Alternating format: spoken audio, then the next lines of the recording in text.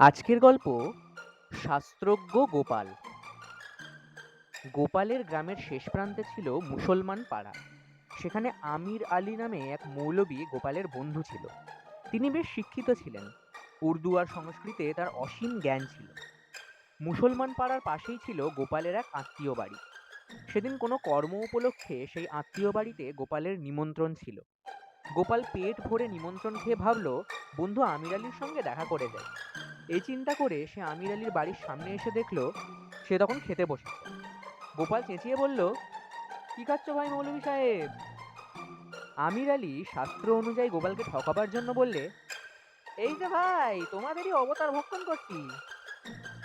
গোপাল জানতো যে হিন্দুদের 10 অবতারের প্রথম অবতার মৎস্য, অতএব আমির আলী মাছ খাচ্ছে। গোপালও শাস্ত্র সম্বন্ধে অজ্ঞ নয়। সেও তাকে ঠকাবার জন্য সঙ্গে সঙ্গে বলল, আরে মৌলভী সাহেব, তুমি আমাদের তৃতীয় অবতার ভক্ষণ করছো না তো? তৃতীয় অবতার হলো বরাহ বা শূকর, আর শূকর মুসলমানের অস্পৃশ্য। অতএব গোপালের কথায় মৌলবী তোবা তোবা করে আহার ছেড়ে উঠে পড়ল। সেদিন তার পেট ভরে খাওয়া হলো না। পরবর্তী গল্প, বাবু বললেন বাবু বাড়িতে নেই। এক বড় লোকের বাড়িতে নন্দ নামে এক চাকর কাজ করত। চাকরটি ছিল খুবই বিশ্বাসী আর সত্যবাদী। কখনো সে মিথ্যে কথা বলতো না।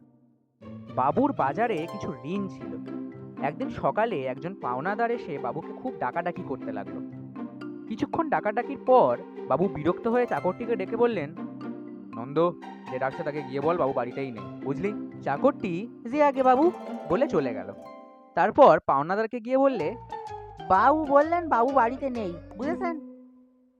আজ আপনারা শুনলেন গোপাল ভাঁড়ের দুটি গল্প। এইরকম আরো অনেক গল্প শুনতে প্লিজ লাইক, শেয়ার এবং 12 আনা বাঙালিতে সাবস্ক্রাইব করতে ভুলবেন না। ধন্যবাদ।